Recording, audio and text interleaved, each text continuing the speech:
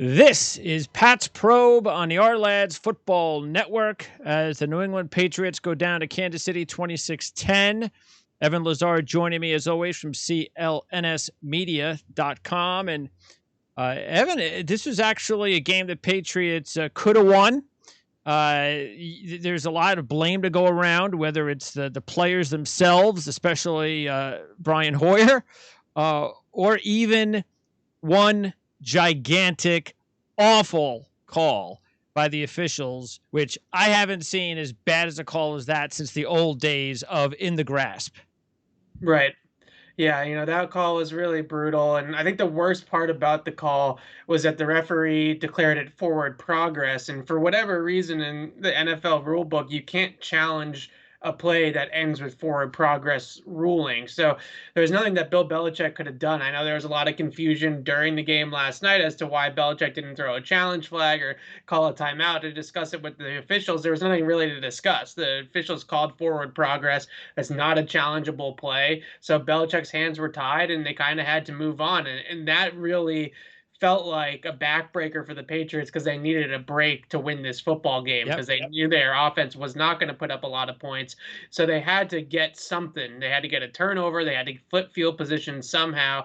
And they get the big turnover, the strip sack by Winovich that lands in the hands of Shalik Calhoun. That should have been an interception, and then it ends up not being an interception. So then the Chiefs are able to punt the ball back. It's about 65 yards of difference in field position versus an interception on that play versus the punt. And that assumes that Shalik Calhoun gets tackled by That's right. Hill. Could have been a touchdown. That could have been a touchdown. Yes. So just an absolutely huge swing in the game. It's not why the Patriots lost, and we can talk about all the self-inflicted wounds that the Patriots offense had, 4 turnovers, a couple bad sacks by Brian Hoyer in the red zone.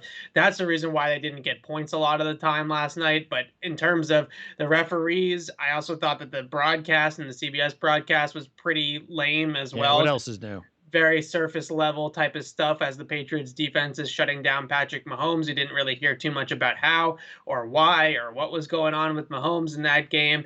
So a very disappointing, frustrating game if you're a Patriots fan. Frustrating couple of days if you're a Patriots fan, quite frankly. Speaking of the coverage, it's really amazing that with everything, including like what you provide for your Monday report, the videos to show people what's going on, with the technology that is available for anybody, and obviously including people that are actually trying to provide good information like you.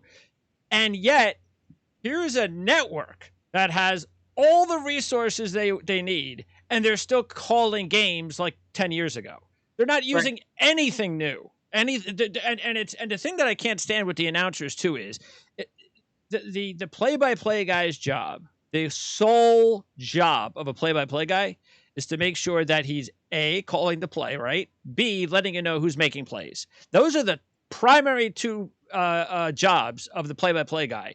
And I'm sick and tired of play-by-play guys who don't know who the players are, who can't immediately tell you who the players are. They're too busy commenting on the game like they're an analyst, or talking about another game from a highlight that just went on the air, or some other stupid thing, and then forget about the analyst because that's a former football player and they don't know crap anyway. So it is, whoever decides first, Fox, CBS, whatever, ESPN, and NFL Network, whoever goes first and gets creative with the technology, everybody's going to follow and be like, hey, why didn't we think of that?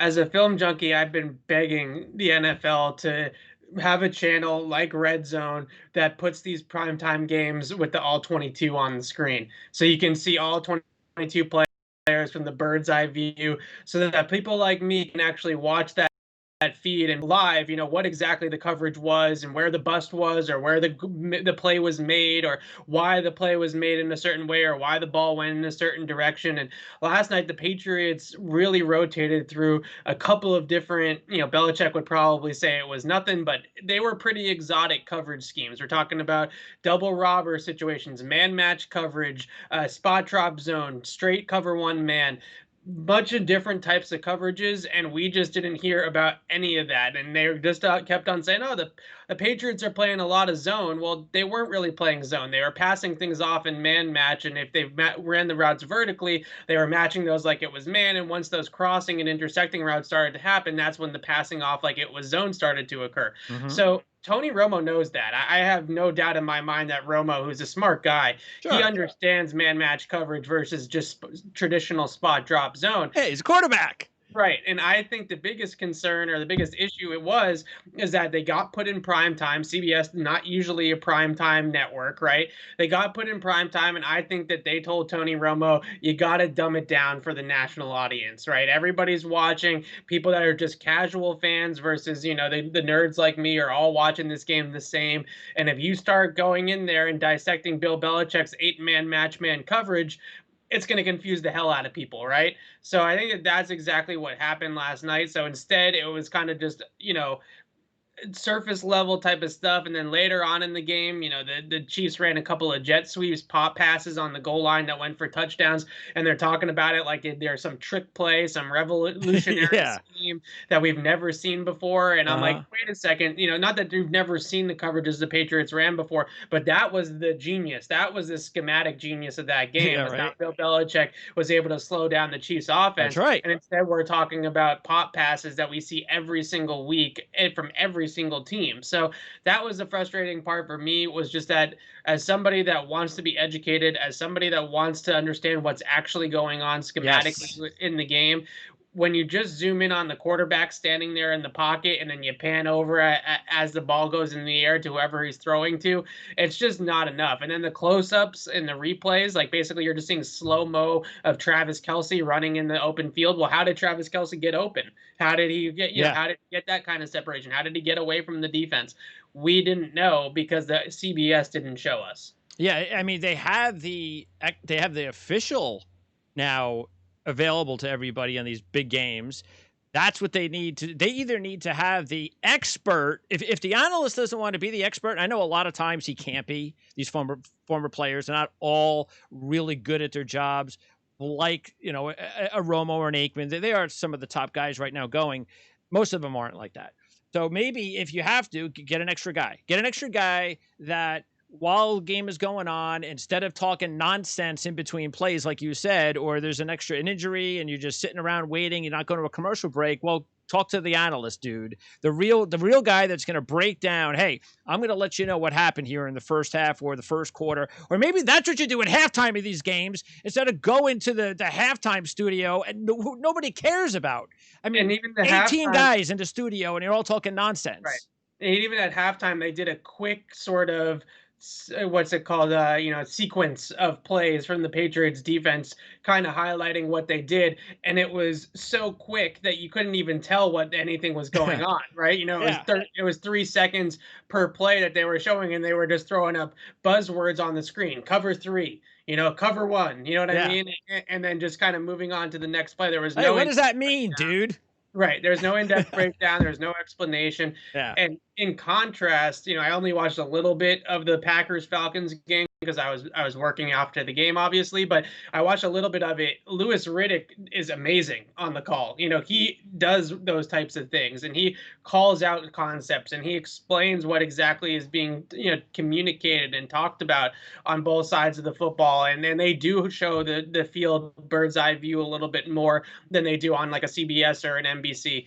It's frustrating as someone like me who is really watching this game for the details of Yep. what's actually going on, Yes. to have that type of replay angles and have those type. What good does it for any of us to have a slow-mo replay of Tyreek Hill running out of bounds? What are we learning about Yeah. that? Absolutely nothing. Yeah. And it is interesting that Riddick and we have there's been a lot of those draft guys, especially that we've seen over the years, the ones that you always see during draft time. You know, Mayock got a GM job out of it. And Riddick is doing a really good job in the booth. And I forget, and I know he wants a GM job too. I know that's what Riddick Yeah. wants, and maybe this will be his way of getting it. And then I forget the other guy's name. Was it McShay? He does he could Yeah. do a good job I prefer him doing the games as well, as opposed to, what he can do in the studio, which is fine, but you can break down the games and teach us what's to and teach us a little thing about what's going on with football, because like you said, it's not just the average person. It's like you and me. Yeah, we could we could find this information out, but it takes us a long time. And instead of us having to do all the grunt work ourselves, why don't you just do it for us? Because that's supposed to be your job. Right. Yeah, I mean, it's well said. I thought And they're as the a ones making all the money too. right, and I thought as a Patriot homer, I'll call myself that. I thought that maybe I was being a little bit harsh on the broadcast last night, but it really did just feel like they didn't speak about how Patrick Mahomes really had a bad game, especially by Patrick Mahomes Sure. standards. He should have had 2 interceptions. Really should have had 3 interceptions if that, the call that we already went over Defense didn't was happen. fantastic in this game. And Right, and they if did Cam, now not. I don't know what happens if it's a playoff game or if Cam Newton's playing, if that changes anything. But if it doesn't change anything, Patriots win this football game more than likely if Cam Newton's playing. Right, and they don't turn the ball over 4 times on Yeah. offense, which I'm sure we'll get to. Yeah, and that's something that we even talked about last week when you had gone over exactly how this Patriot defense and why it was being built the way it was to stop the Kansas City Chiefs, and voila, we saw it work. We saw exactly it worked to a T, and I think that's great news for the Patriots moving forward if they play the Chiefs in the postseason. I really do. So even though it's a loss, it's a regular season loss. Unfortunately, they're 2 games back of the Bills now, and it's going to be tough unless they sweep the Bills to now expect to be able to win the division the way the Bills are playing. But it's a long season. Let's go ahead and start first of all with. Well, we talked about the getting screwed part because that's really what started the game. It was 6-3 at the time. Then the second drive in the second half, Hoyer, great job of picking up the first down on his legs on like a 3rd and 6. Edelman finally making a play where he catches the ball and you're like, oh, something's going on here. 2 third downs and they're moving the ball and they get all the way down inside the 5-yard line. They get the false start and then Hoyer gets sacked and he fumbles the football. And of course, I probably shouldn't. Probably shouldn't also have looked ahead at what happened at the end of the first half. But you had those 2 plays: the Hoyer sack and the fumble, and the Hoyer, I'm going to hold on to the ball with no timeouts left at the end of the first half. That just really killed the team. Absolutely. And the Patriots drove the football in that middle part of the game. Belichick calls it the middle 8, right? The last 8 minutes of the second quarter, the first 8 minutes of the third quarter. Oftentimes, especially when you set up that double score by deferring the coin toss and, Yep. and deferring to the second half, you can really flip the momentum of the game. And if you can get that double score, now you go from, it can be a 14-point swing in a hurry, right? And that's exactly what the Patriots had. They had 13-play drive, 13-play drive, 3 and out of the half, 13-play drive. The issue was they only got 3 points out of those 3 13-play drives. And it was really Brian Hoyer who killed them in the red zone, certainly. The second fumble, they doubled it Julian Edelman with the post safety over the middle of the field. Hoyer got stuck on that read, thought he was going to be able to work Edelman one-on-one on an over route. It wasn't there. He was unable to really get off of it and protect himself in the pocket, and Taco Charlton comes around the right side and sacks him and punches the football out. I think the most frustrating thing, if you're the Patriots, if you're Bill Belichick, if you're Josh McDaniels, is that you put Brian Hoyer, a 12-year NFL veteran, in that spot because of the craziness of the Cam Newton situation and the 0 practices to lead Yeah. into the football game and all this stuff. You want the veteran who's just going to manage the game. Yeah. That's just not going to cost you the football That's game. right. And Brian Hoyer did the total opposite, Yeah. right? The interception early on in the game to up the seam to Ryan Izzo was a throw that he can't make. He's trying to fit it between 2 defenders, a linebacker closing, and then the safety coming down. And there's Yeah, that's a really good throw if you can make that it. that has to be a laser, and he doesn't have that kind of arm talent. So he tries to force it in there. Then he tries to force it twice in the red zone by hanging on to the football for too long, looking for a play for a touchdown instead of just taking the 3 points. Those are the types of decisions that he made all night long that really cost the Patriots hugely in this game, especially when you're going up against a team like Mahomes and the Oh Chiefs, yeah. and the defense is playing out of its mind. You take the 6 points from the 2 field goal trips all day, every Yep. single day, and you lean on the defense to get you the ball back. So those were backbreakers. Obviously, the biggest backbreaker was Julian Edelman's miscue in the fourth quarter that cost the Patriots a ton of points. But I think that Hoyer, again, was supposed to be in there as a game manager, hand the ball off, make the right decisions with the football, protect the ball first and foremost. And he really did none of those things. And that was absolutely killer for the Yeah, I think the Patriots. only thing that may be a negative is that now the Andy Reid has film on what the Patriots did, and he can use that to his advantage when they play them again. But still, there's a lot to like about what the Patriots did defensively. Now let's get to another key part of the game. After the Chiefs then went up 10, which you knew kind of was going to happen eventually after you keep blowing opportunities. Patriots get the Stidham, the perfect Stidham throw, the best throw of the night.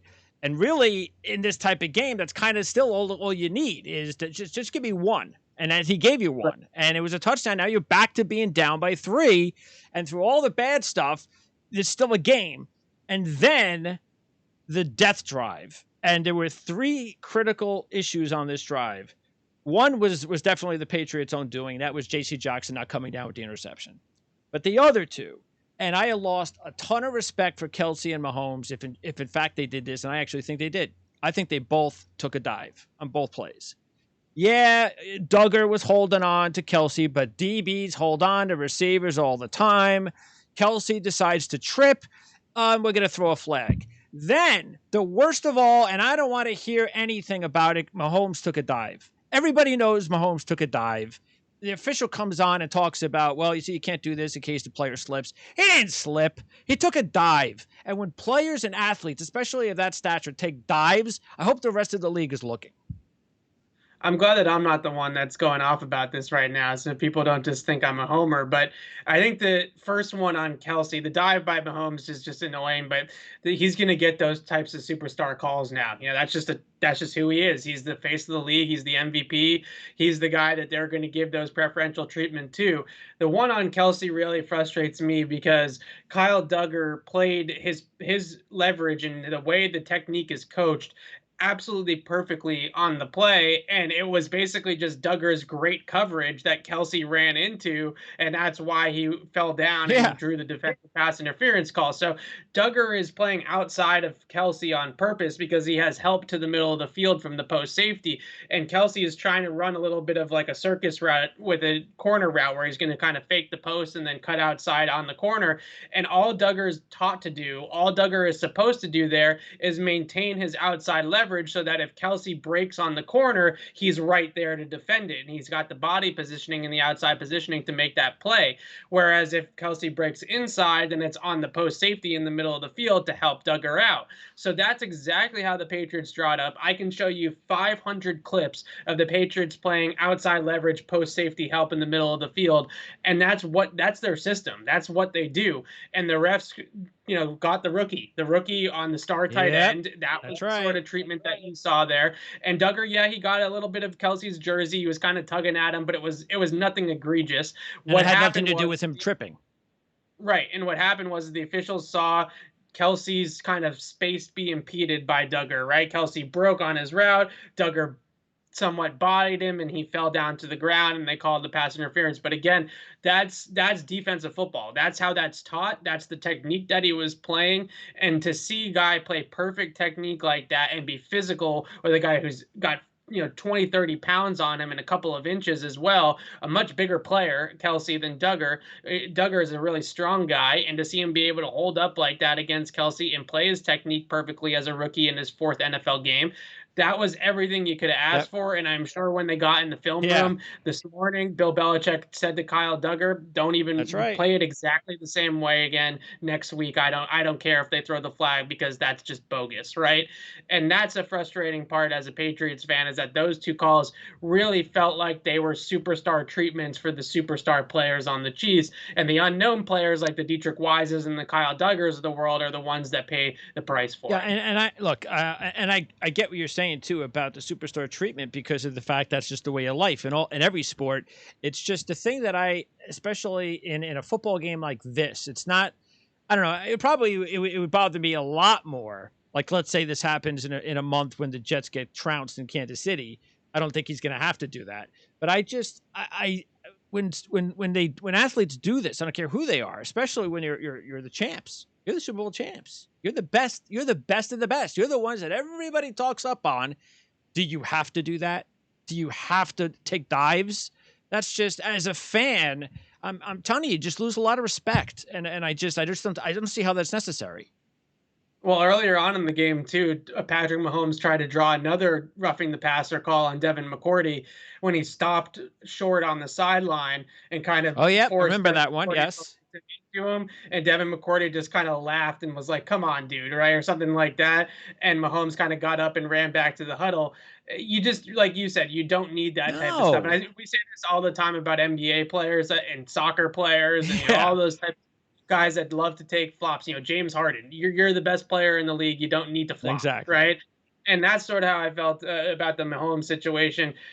Look, they're going to be energetic. They have every right to be excited when they make big plays and stuff like that. But just the awareness of the situation too just bugs me. Like, you're going up against the Patriots' third string quarterback who's substituted in for their second string quarterback because he played like garbage. Cam Newton's at home quarantining because of the coronavirus, and you're in a game. You got yourself in a dogfight here, and you're doing stuff like that. It's just disappointing because I do really feel like Kansas City was kind of stunned by how well the Patriots were playing them and how amped up and ready for that game the Patriots were, despite the situation that they were in. I'm not sure the Chiefs really fully took this iteration of the Pats seriously last night, and I don't know if they thought that the Patriots had it in them to keep it close. Well, I've already, and I know it's early, and we'll find out. We got a long season ahead of us, but we get these teams in the postseason again, or we know they'll probably be in the tournament again. Baltimore, Kansas City, well, Baltimore, New England. New England to me is going to be a tougher out than Baltimore will be for Kansas City, because Kansas City can beat Baltimore. They know they can beat Baltimore. That's not an issue. And even though Kansas City won this game, you got to feel that if they play again in the postseason, they're going to be a little bit concerned that, it wasn't like we won this game easy. There was no Cam Newton. So they're going to be questioning themselves against the Patriots. I don't think they'll question themselves against Baltimore. So I think the Patriots did themselves good in this one, but obviously they got to make sure Cam Newton's in there next time. Right, and I think that defensively, you mentioned it earlier, and we mentioned it last week about how this Patriots secondary is really built for this Chiefs offense. Like, this is the Bill Belichick's blueprint for building this secondary, in particular on the defensive side of the ball, had Patrick Mahomes and the Chiefs in mind. And I think the biggest thing that you need to have against Kansas City, extremely disciplined safety play, which the Patriots get out of Devin McCourty, and they get out of his brother Jason, who's playing a lot more safety for them now that Deron Harmon's in Detroit. So they have two guys on the back end that are fast, that are disciplined, that are very good help defenders to their cornerbacks. Then you have a shutdown guy in Gilmore who basically erases Sammy Watkins every single time they play. Watkins got him a few times in the 2018 title game in man-to-man coverage, but for the most part, Gilmore controls that matchup. You have the speed guy, the track guy on track guy with Tyreek Hill and Jonathan Jones. J.C. Jackson's a very good deep ball corner. He can really play the ball well down the field, even though he dropped that interception last night. They have a bunch of different guys to throw at Kelce. Jawan Williams, Kyle Duggar, Adrian Phillips, Devin McCourty a little bit. J.C. Jackson's guarded Kelce at times as well. So and as you mentioned in the article, being physical with Kelce. Right. Yep. And being physical with him at the line of scrimmage, making sure he gets redirected and doesn't get into his route cleanly every single time. So the Patriots secondary is built a lot of ways like a basketball team, right? They have 1 through 5. They got your point guard type and like a Jonathan Jones who can run with the Tyreek Hill, and then they got the guys like Jawan Williams, who's 6'4", 235 pounds, that can bang with Kelce. And that's sort of what Bill Belichick has had in mind. And I think Baltimore's secondary and Baltimore's defense is not necessarily built from the same blueprint, and that's why they have such a difficult time with Kansas City, is because they don't have matchup guys. They don't have guys that they can say, okay, John Jones, you run a 4-2. Hill runs a 4-2, go get Yep. him, Yep. right? And we're going to give you help in the middle of the field. Just make sure you don't get beat over the top. And then they have Gilmore that can go one-on-one against Watkins. The Ravens have good secondary players too. Marlon Humphrey's a great Sure. player. They got some guys there. But from a man coverage execution standpoint, they just don't have the depth of the Patriots secondary and the different types of Yes. cornerbacks that the Patriots secondary has, where they can mix and match and choose these matchups. And then on top of that, you got a lot of really experienced, smart, veteran, savvy players that can execute things like man match zone, which is not easy to do, right? It's a lot of passing off, a lot of communication. You got to read the route combinations post snap and make sure you're seeing the field the same exact way to pass those things off and be able to make those exchanges. Not every secondary in the league can do that. So that's really where the Patriots are a step above. And I think as a Patriots fan, like you mentioned, just being optimistic about this loss, the silver Yeah. linings is that this secondary and this defense yesterday looked like the 2019 Patriots defense that was dominant for basically the entire season outside of that week 17 game against Miami. So it hadn't necessarily looked like that in the first 3 weeks. Russell Wilson certainly made them look like just, kind of average, so to speak. And now they sort of look again like they're coming into their own and figuring it out to get back to that 2019 Yeah, form. and I also think, well, we all know too that Belichick was more concerned with his Kansas City AFC matchup than his Seattle we never play them matchup. And Right. matchups, look, this is why we always talk about matchups all year, all season long. Hey, matchups are important. That's why you can't early in the season, sometimes in the NFL, week 1, week 2, it doesn't mean a whole lot because you still haven't played enough teams, enough matchups to find out whether or not you're a really good team or you just match up well with certain teams. This is exactly what we mean by matchups. And the Patriots match up well with the Chiefs defensively. And, look, Offensively too, because they can run the that's football. right. Yes. The Chiefs defense is not very good against the run. The Patriots averaged over 5 yards a carry last night without Cam. So imagine if they had those option style plays in there and had the ability to have the quarterback threat. This team is built to beat the Chiefs. I think Belichick knows the Chiefs are going to be the team to beat in the AFC for a while with Mahomes and Andy Reid and all the guys they have over there. So he's not looking at Baltimore. He's not looking, at these other teams in the AFC. He's looking at Kansas City, and he built his team perfectly on both sides of the ball to be bully ball on offense and then to be able to match up in the secondary on defense. And even as good as Patrick Mahomes is, you can see that the Patriots played 17 snaps with a 3-man rush on Monday night. They did not blitz Mahomes. They did not come after Mahomes. They played coverage, and they made sure that they locked down on the back end. And as good as a quarterback as Mahomes is, he's only as good as his weapons, right? If those guys aren't getting open and they're not creating plays down the field, you can have all the ability in the world at the quarterback position. There's no place to go with the football. Sure. And I think that's what happened a lot last night. And that's, again, it's styles win fights. The Chiefs ended up outlasting the Patriots last night, and I think a game that everybody expected Kansas City to pull away eventually. But the Patriots are built beautifully to take on the Chiefs, and now they just got to get there in January. And then the last commentary on the broadcast is everything, the points that you brought up last week and the points you brought up this week about matchups. We didn't even get that last night. I mean, how hard would it have been for either one, including most importantly Tony, to just pointed that out just the way that you did, that, hey, Jim, you want to know why I think New England has done a really good job tonight of limiting Kansas City's offense? Well, let me tell you. But none of that. Zero. So right. Well, Belichick watched, the Baltimore Ravens the week before blitz Mahomes 50% of the time.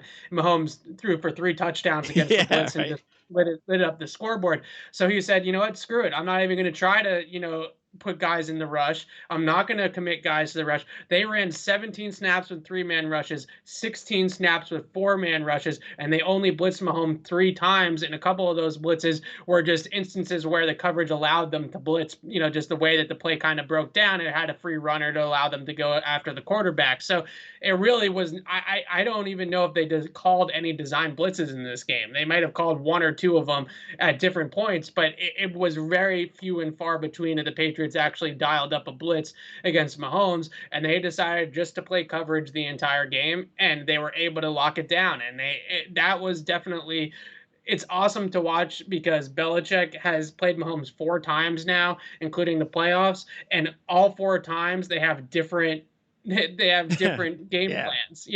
The very first time they went up against Mahomes, it was the zero blitz strategy, right? Mahomes was a young quarterback. He didn't know how to set the protection. He didn't know how to, sniff out rushers. So they ran a lot of amoeba fronts and they just came right after them, right? And so they did all of that in the first matchup. Then in the 2018 AFC Championship game, Mahomes learned. He went, that was early on in the season in Yeah. 2018. By the end of the year, he was much better at handling the blitz. So the Patriots played 76% of the time in man-to-man cover one, the safety in the middle of the field or over the top of Tyreek Hill. And they just went man across the board. They committed 4 or 5 guys to the rush, did some stuff up front with different stunts and games and things like that, but no, not a ton of blitzing. They only blitzed the zero blitz after doing it a ton in the first matchup in 2018. 1-0 blitz call for the Patriots in the 2018 title game. Then in 2019, they played a lot more of the cover one man, but then they also spring in a lot more of their match coverages, which is what we saw last night. So another wrinkle thrown at Mahomes, right? So now all of a sudden he's game planning all week, expecting the Patriots. They were pretty effective against us in man, so I think they're probably going to do that again. All of a sudden, Belichick comes out with man match and cover two a lot of the time on early downs against their RPOs, and it's a totally different look. Yeah. And then tonight, Monday night, now it's another iteration of Yep. their coverage system. So that is what the Patriots have done against Mahomes, is that every single time he plays them, he sees something different. And it's never the same. It's never 2 game plans in a row, because both for Mahomes and Andy Reid, if you do that, you know that Andy Reid's got the game plan dialed up for man coverage. You know he's going to be ready for it. So he's running a bunch of mesh and pick plays and crossers and stuff like that. And all the Patriots are doing there is they're sitting back and they're passing everything off, and they're kind of going about their business. And that is the genius of Bill Belichick, is that week to week, game to game, season to season, he can morph his defense in any type of way that they need to play in order to beat their opponent. And he can even morph it in the way that we did this against this guy last year, so we're going to do something totally different. They play Baltimore and Lamar Jackson later on in the season. Last year, obviously, Lamar had his way with them. I guarantee you he has a completely different plan in mind for Lamar this time around. And of course, you could also look at it where if they get to the playoffs and they have a playoff matchup, if Bill wanted to, a 5th game plan. What's that? A 5th game plan. Yeah, a 5th game plan that actually could turn into a 6th game plan by the second half. Right. Because that's the thing about Bill too, is that why not, especially since you've seen him so many times, why not make him feel comfortable? Well, they think we're going to do this in the second half, what we did in the first. No, we're going to now switch things off in the second. So that's just, again, the greatness of Bill Belichick. And if he thinks that he has to make a switch in a game or week to week, like you said, or season to season, he's going to do it. And that's why he's the best. Exactly. That's why he's the best. And unfortunately, luckily for the people, they can listen to us and other, shows and other podcasts and stuff like that and get real analysis of what exactly was going on. And they didn't get it from Romo and Nance on Monday night. Instead, they were, gushing about jet sweeps and Clyde Edwards-Helaire for 4 quarters. Yeah, and talking up Eric Bieniemy for his Jets job.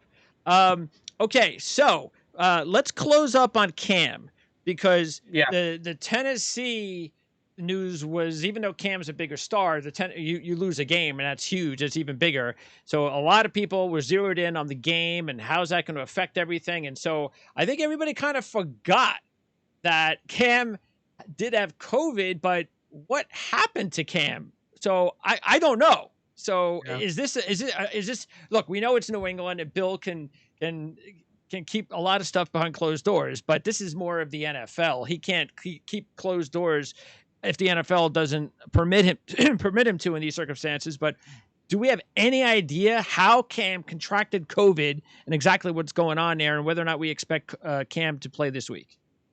Well, how he contracted it remains a state secret, right? And that might be one, like, why did they bench Malcolm Butler? That sort of goes to the grave with Bill Belichick, right?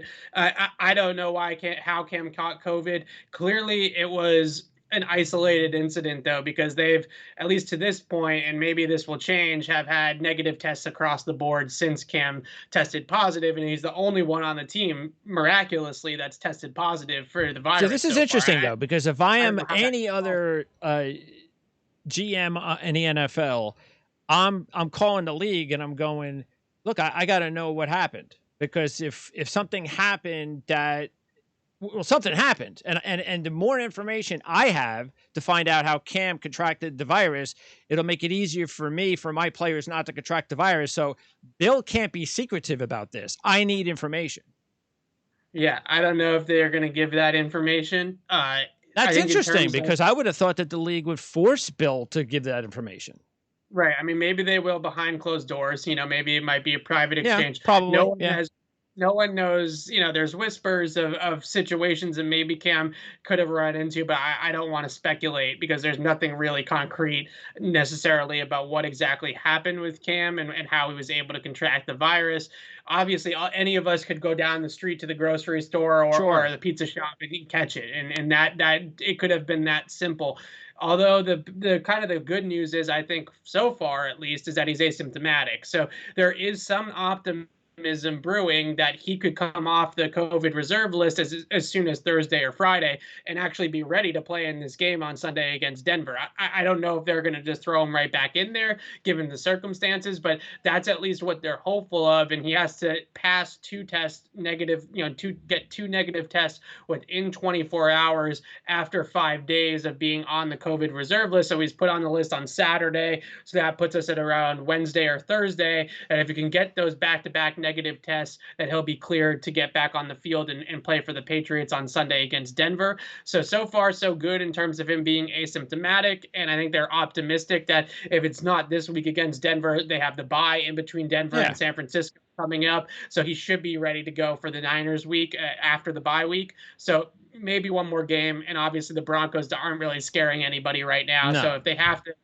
have him sit out one more game, it might as well be against a team like Denver, who just got their first win of the season against the Jets. So I think that's the one kind of silver lining here, is that their game coming up is against a bad team, and then they have the bye week. So theoretically, Cam should only miss one more game at most. The tricky thing is that if it's Stidham, and I'm going to guess Stidham's going to get the start, but if it's Stidham, Yeah, he's still a young quarterback going up against Vic Fangio.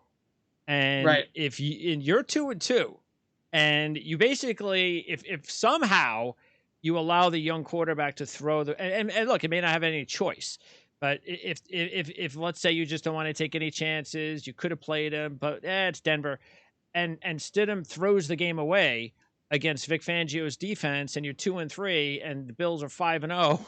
You're not winning the division now, and it's back to having to get there the hard way.